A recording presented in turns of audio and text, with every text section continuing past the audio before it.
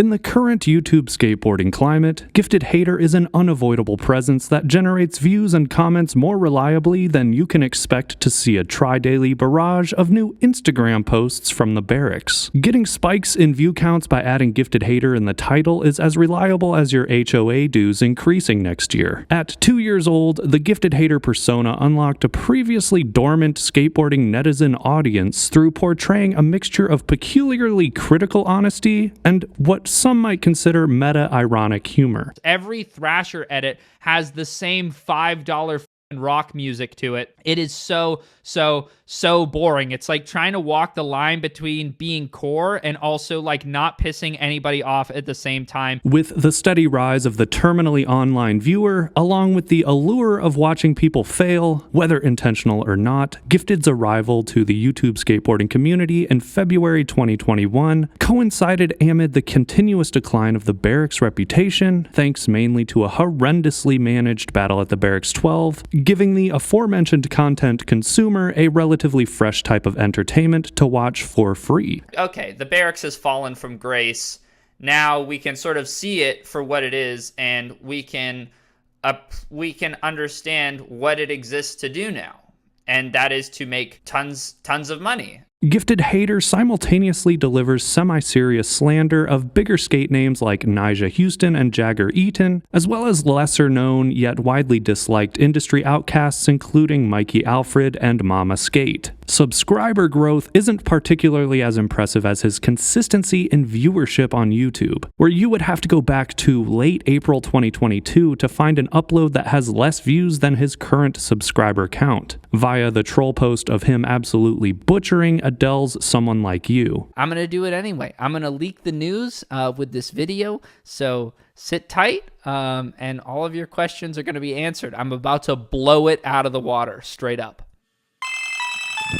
I heard that you're... But even in this case, skateboarding's most popular troll had less subs than what the Adele KTV shitpost has since generated in views, hinting that there might not even be a single case where views after a given upload were less than his subscriber count. Although a difficult feat to replicate, this phenomenon of consistently getting more views than subs doesn't necessarily mean Gifted is the top dog in YouTube skateboarding, where he rakes in about 750,000 plus views per month. Relatively behemoth-sized channels like the 9 Club generate 3+ million views per month, and Thrasher's metric of the same time frame is even higher at 4.4 million, with Braille potentially leading the YouTube skate space with an overwhelming 8 million plus views per month. However, this is a good example of incorrectly comparing well-oiled machines of teams who upload content to YouTube on a nearly daily basis to a one-man show who, as far as we know, stars in, edits, and uploads his own videos. Therefore, comparing Gifted to his peers in the YouTube skate community is more appropriate for measuring purposes, where names like Dan Corrigan, John Hill, The Local Joe, Brian Arnett, and Ricky Glazer are a few examples that occupy the same realm. While there are more examples than just this list of YouTube skateboard personalities, monthly viewership numbers put Gifted towards the back of the pack with his 750K. John Hill somehow still rakes in an insane 6.4 million views over the last 30 days to set the benchmark for what a one-man show's performance can achieve in YouTube skateboarding. We need to keep in mind that factors like channel age, as well as being affiliated with other channels and/or brands, like Ricky Glazer doing Braille videos, must also weigh in when comparing overall online presence. Therefore, one thing that Gifted Hater likely surpasses all of his peers in is his ability to convince fans to pay to be patrons. Geiger may have higher raw YouTube numbers, but one glance at Johnny's Patreon proves there's not really anyone in skateboarding, at least that I've come across, who has been able to reliably grow a fan base loyal enough to pay for content the way Gifted has. It's hard to pinpoint the exact revenue Gifted's pulling in from Patreon, since there are 2 tiers for fans to choose from ranging $5 to $10, but even at a conservatively estimated 50-50 ratio, the money coming in for exclusive access to opinion pieces deemed too hot for YouTube could be anywhere from $14K to upwards of $18,000 per month as of late. A general rule of thumb is that a video content creator can expect roughly $3 to $5 for every 1,000 views on a monetized YouTube upload. If you plug in those figures with the aforementioned monthly YouTube viewership counts, including Thrasher and the 9 Club, then add in Patreon, the financial success rankings put Gifted third overall, behind Braille and John Hill, who makes an estimated $30K per month on YouTube alone. Merch sales, sponsorships, and other revenue streams like the 9 Club's audio-only podcast streaming income on Spotify, for example, should also be calculated in these figures before making resolute conclusions on comparing these channels, but these figures aren't as transparently visible, and for the most part, it can be roughly estimated that YouTube is the financial home base for these skateboarding content creators. These numbers are also a snapshot from February 2023 and will fluctuate depending on a variety of factors like upload frequency and, in Gifted's case, past months where less Patreon figures weren't as high. Either way, whether you're a legitimate admirer of Gifted Hater or despise him and only consume his content for hate watch purposes,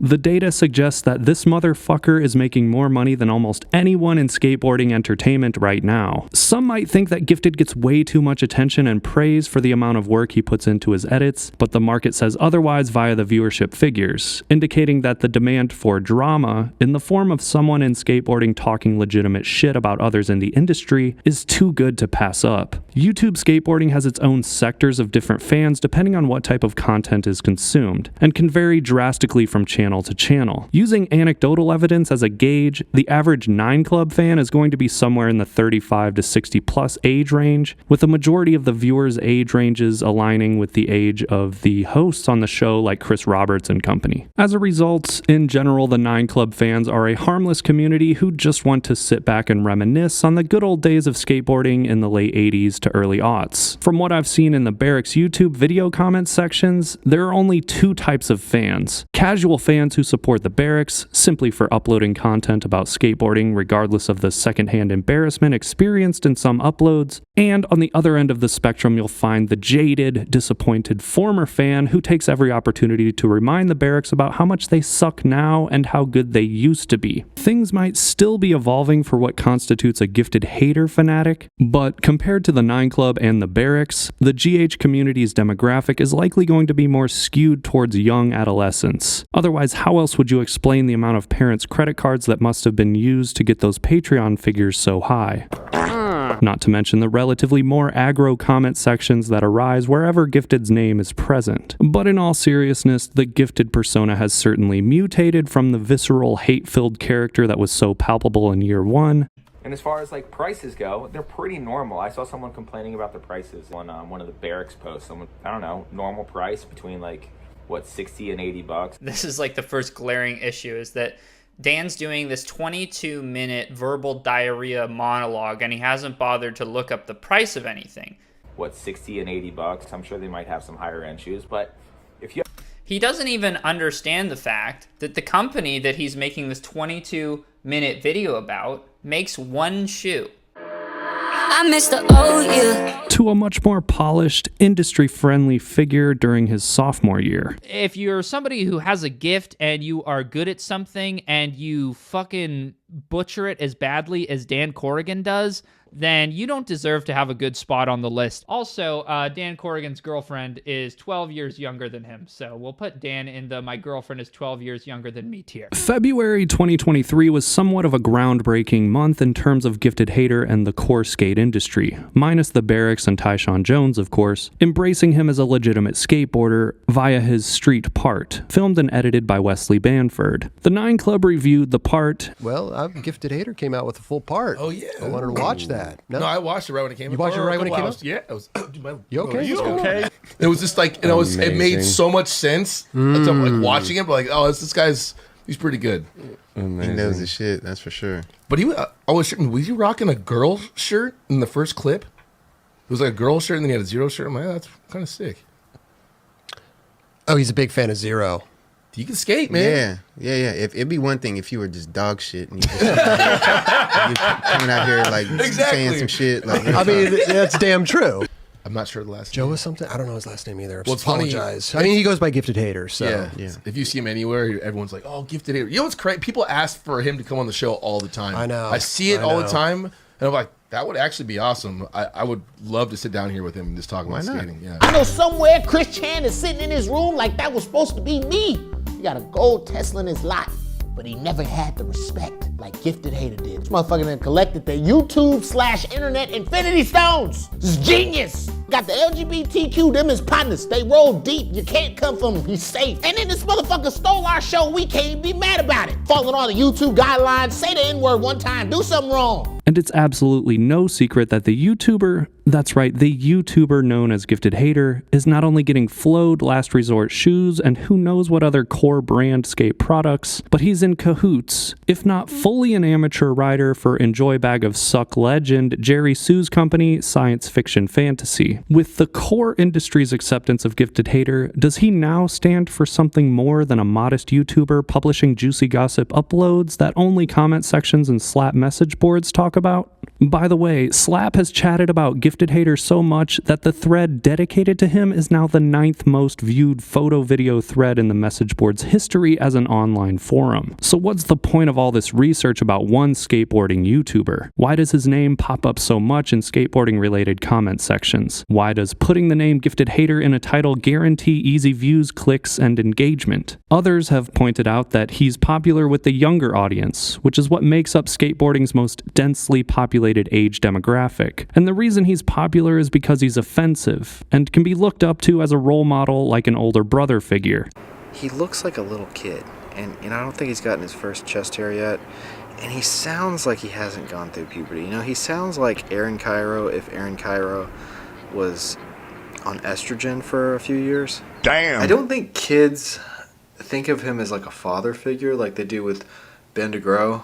They think of him more as like a brother figure, because he looks young. He's not young. He's got some age on him, but he looks like a kid. That was cool. Skateboarding is, for the most part, a younger man's game, and Gifted's ability to somehow resonate somewhat mature thoughts in a Gen Z-friendly, humoristic style could be one of the key secrets to his success. These graphics look like kind of poorly executed, you know, where the Barracks logo is located. It's similar to when somebody leaves a cup on the edge of a counter and it's about to like fall off. Gives me a lot of anxiety. You gotta like push it in closer to the center of the countertop so disaster doesn't strike. That's the same feeling I get when I look at this Barracks logo up there. Which separates him from even John Hill, who had a 10-year head start on his YouTube channel. That's not to say Gifted can do no wrong. While his current portrayal is much more careful in who he criticizes and how he does the criticism, Gifted has strayed from the tried and true path of making waves by punching up to bigger names like the Barracks and Nija. While there aren't piles of evidence to stack against Gifted that come to mind, there are cases where he took the low road, punching down on channels smaller than him, including the Young Lungs dude who rapped about Sean Malto. That poor bro was just rapping about a skater he admired, trying to make his way in the world creating music, not hurting anybody, and Gifted Hater shredded my guy to ribbons in cold blood for views. Still be flying coach touchdown in Toronto. Okay, you big fucking liar. All right, dude. Trying to find me like I'm Waldo. Nobody's trying to find you, man. Come on, stop lying. Shorties say I'm number one like Ronaldo. What? Kick it with the kid, then the money gon' follow? The money's gonna follow? The likes haven't even followed yet. Bruh. I wonder if Sean Malta's stoked that this dude is performing tray flips with his heels together. Another kind of arguably soft move comes from Twitch, where the relatively small size of the skateboarding industry's social network and its implications on Gifted Hater's future drastically changed his streaming activity. At first, Twitch was yet another archive of more edgy, entertaining GH content. Due to the off-the-cuff nature of the live stream and the real-time interaction with a healthy-sized chat that trolled the troll. T-Funk looks like a fucking lunch lady.